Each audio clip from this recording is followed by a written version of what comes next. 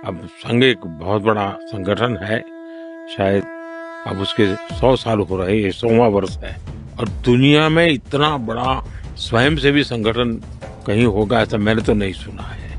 करोड़ों लोग उसके साथ जुड़े हुए हैं, लेकिन संघ को समझना इतना सरल नहीं है। संघ के काम को समझने का प्रयास करना चाहिए और संघ स्वयं तो एक पर्पज ऑफ लाइफ जिसको कहे, इसके विषय में आपको एक अच्छी दिशा देता है।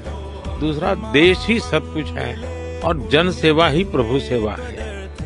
ये जो हमारे वेद काल से जो कहा गया है, जो हमारे ऋषियों ने कहा, जो विवेकानंद ने कहा, वही बातें संघ के लोग करते हैं। तो स्वयंसेवक को कहते हैं भाई तुम्हें संघ में से जो प्रेरणा मिली वो 1 घंटा शाखा है, वो स्वयं नहीं, यूनिफॉर्म पहनना वो स्वयं संघ नहीं है। तुमने समाज के लिए कुछ करना चाहिए और वो प्रेरणा के आज ऐसे काम चल रहे हैं। जैसे कुछ स्वयंसेवकों ने सेवा भारती नाम का संगठन खड़ा किया। ये सेवा भारती जो गरीब बस्तियां होती है, झुग्गी झोपड़ी में गरीब लोग रहते हैं, जिसको वो सेवा बस्ती कहते हैं। मेरी मोटी मोटी जानकारी है, करीब 1.25 लाख सेवा प्रकल्प चलाते हैं और किसी सरकार की मदद के बिना जो समाज की मदद से वहां जाना, समय देना, बच्चों को पढ़ाना, उनके हेल्थ की चिंता करना, ऐसे ऐसे काम करते हैं। संस्कार उनके अंदर लाना, उस इलाके में स्वच्छता का काम करना, यानी बिल्कुल 1.25 लाख एक छोटा नंबर नहीं है। वैसे कुछ स्वयंसेवक है संघ में से ही गढ़े हुए हैं, वो वनवासी कल्याण आश्रम चलाते हैं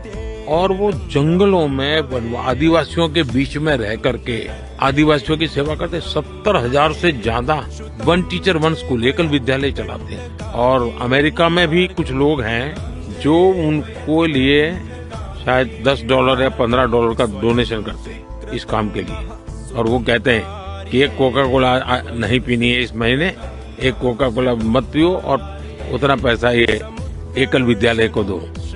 अब 70,000 एकल विद्यालय आदिवासी बच्चों को पढ़ाने के लिए करना।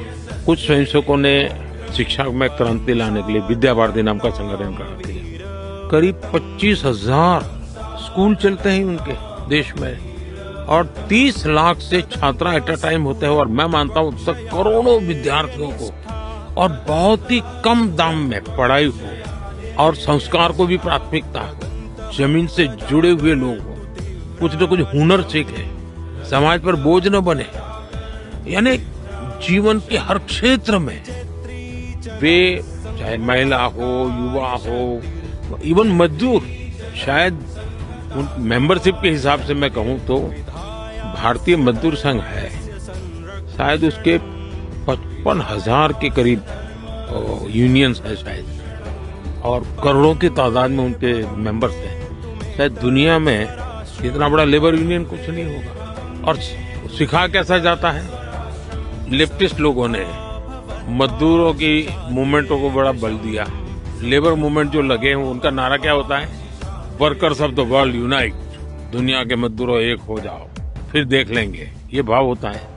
ये मजदूर संघ वाले क्या कहते हैं, जो आरएसएस की शाखा से निकले हुए स्वयंसेवक मजदूर संघ चलाते हैं, वो कहते हैं वर्कर्स यूनाइट द वर्ल्ड। वो कहते हैं workers of the world unite, ये कहते हैं workers unite the world. Unite the world. ये कितना बड़ा वाक्य, 2 शब्दों में इधर उधर है, लेकिन कितना बड़ा वैचारिक बदलाव है। ये संघ की शाखा से निकले हुए लोग अपनी रुचि, प्रकृति, प्रवृत्ति के अनुसार जब काम करते हैं तो इस प्रकार के गतिविधियों को बल देते हैं। और जब इन कामों को देखेंगे तब आपको 100 साल में राष्ट्रीय स्वयंसेवक संघ ने भारत के सारे चकाचौंध दुनिया से दूर रहते हुए एक साधक की तरह समर्पित भाव से, तो मेरा ही सौभाग्य रहा कि ऐसे पवित्र संगठन से मुझे संस्कार मिले जीवन के, लाइफ ऑफ पर्पज में जो मिला। फिर मेरा सौभाग्य रहा कि मैं कुछ पल के लिए, कुछ समय के लिए संतों के बीच चला गया, तो हम मुझे आध्यात्मिक अधिष्ठान मिला, तो शिस्त मिली, लाइफ ऑफ पर्पज मिला, संतों के बाद आध्यात्मिक अधिष्ठान मिला। स्वामी आत्मस्थानंद जी जैसे लोगों ने जीवन